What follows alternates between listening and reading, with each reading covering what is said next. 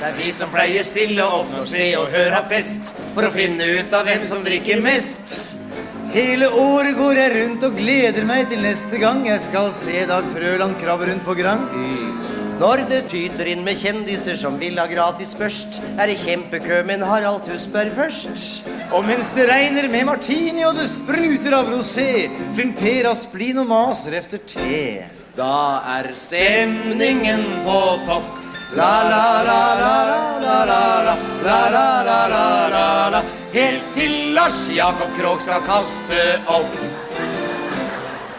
Da smiler Nåvik lykkelig og skriker gamle gutt. Jeg har inntrykk av at Dagsrevyen slutt. Ut på natta må jeg si, da blir det hele ganske vilt. Det gjerne da Kjell Bekkelund blir skilt. Ja. Og blir presentert med pomp og prakt I neste Se og Hør, som Nord-Europas styggeste charmør. Og når fru Grannemann renner inn I festhumør fra Stord, da går hun rett I baren og drekker på akkord. Ja, hun gjør det altså, det ikke til å holde. Da flyr Maurstad rundt og leter etter aftensmat med skjørt. Åse Nordmo prøver å få liv inn børt. Jøss, sånn stemning som det La la la la la la la la la la la la la. Om morgenen skriker Håvik begynn og bær. Og vi dytter inn I drosjer og forteller hvor den bor. Og han rustegurgler kjør meg hjem til mor. Men det var ikke bare rustefar som så at sola rant. Nå 5 på 9, sa Kjell Tue og forsvant. Ja, han skulle starte 9-timen, han.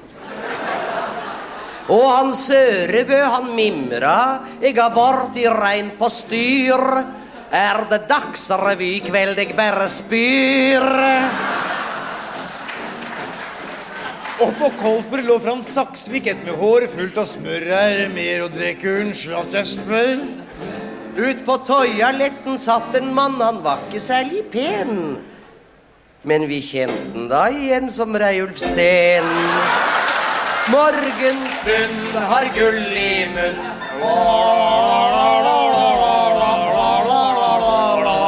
Sang Einar Førde og Knut Frydenlund. Men da vi tilbød Brundtland drosje hjem, så skreik han fysj og fy. Nei, når jeg skal hjem, så reiser jeg med fly. Ja, det faen til stram kjæring, altså. Det sikkert.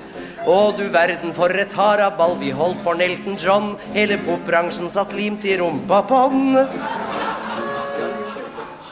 Og vi ventet på vidundre, og vi skålte som besatt. Plutselig kom en liten bøtteknott med hatt.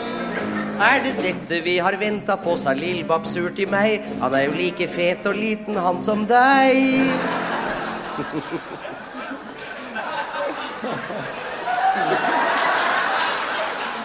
Men Finn Kalvik, han fikk hilse på han og sa jeg heter Finn. Greit, sa Elton, men du ikke typen min.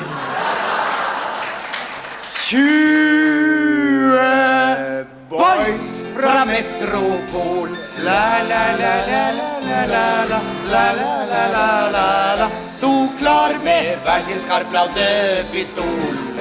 Men han Elton hadde allerede sett sin drømmemann og fikk glad på dør med Åse Kleveland. Ja, Gud vet hva hun hadde på plakaten den kvelden.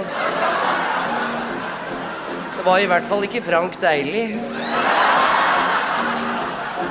Det utrolig hva han Håvik får til for å lage blest. Nylig leiden hele Akershus til fest.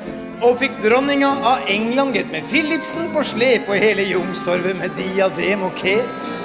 Bare Harriet Andreasen med perlekollier var jo verre enn Liberace på turné. Ja, Guttorm Hansen kom I snibel med madame I krepterskinn, og fru Brundtland kom med tøffelhelten sin. Kongen sto I stram honnør. La la la la la la la la la la la la la. Og hilste verdensgang og Se og Hør. Og Brundtland hilste dronninga, vi hørte henne si: jeg Gro, og hvem I helvete de?